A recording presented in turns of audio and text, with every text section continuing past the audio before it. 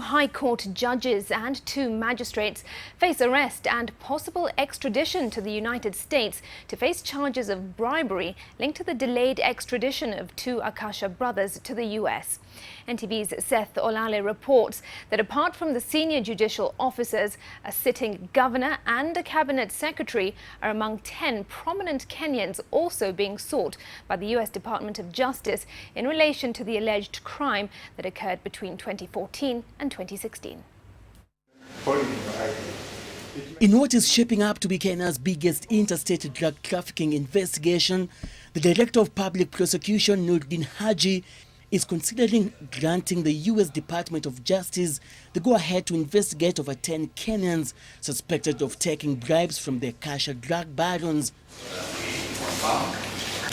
A cabinet secretary, a governor, a top lawyer, a prosecutor and a senior detective are among the over 10 prominent Kenyans that the US Department of Justice is investigating over allegations of taking bribes from the Akashas.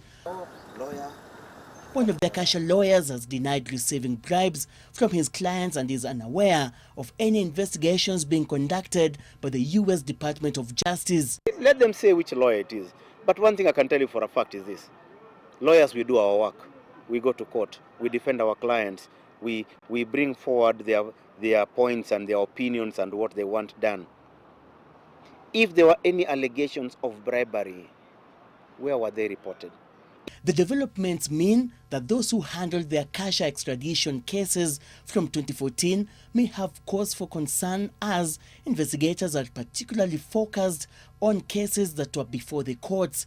They are the then Mombasa Chief Magistrate Maxwell Gisheru, High Court Judge Edward Murithi, Justice Maureen Odero, Justice Martin Muya, Appellate Judges Hannah Okwengu, Milton Makandia and Fatuma Sishale, Chief Magistrate Julius Nangea, Justice Retired Anyara Mkule and Justice Chepkwony. I mean, what is it in your interpretation? What did you During an interview on Citizen TV, Haji indeed confirmed that his office is closing on two judges and two magistrates suspected of frustrating the extradition case of Baktash Akasha and his brother Ibrahim Akasha between 2014 and 2016, when the two were finally extradited by the FBI to the US on a chartered plane to face charges relating to drug trafficking. You only have to look at the Akasha case in New York, and there are, and this will come out soon, there are judicial officers who are compromised. And I don't think anybody would stand up and say, this is revisiting.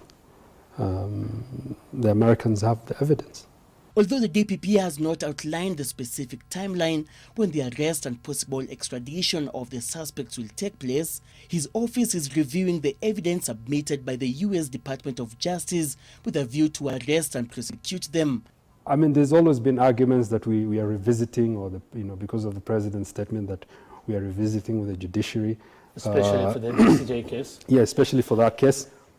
Chief Justice David Maraga recently strongly denied that the judiciary was corrupt. The assurance I can give the country is that the judiciary is ready, and we are going to deal with those cases as they come.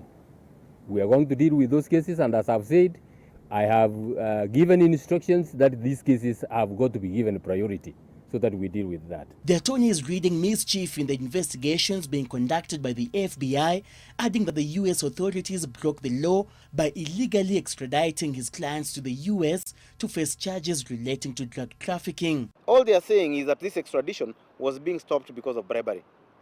Was the extradition stopped? It was never stopped. It was ongoing.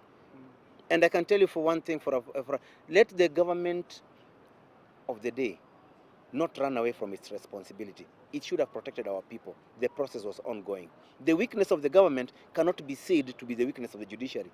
Baktash Akasha and Ibrahim Akasha, who pleaded guilty to drug trafficking charges last month in New York, confessed under oath to having offered millions of shillings to judicial officers and policemen as inducement to forestall their extradition to the US to face drug-related charges. Next year, January, will mark exactly 2 years since the Akashas were extradited to the United States of America to face charges relating to drug trafficking. Attempts by Akasha's mother to have her sons returned home has not bore fruit. Seth Olale, NTV, Nairobi.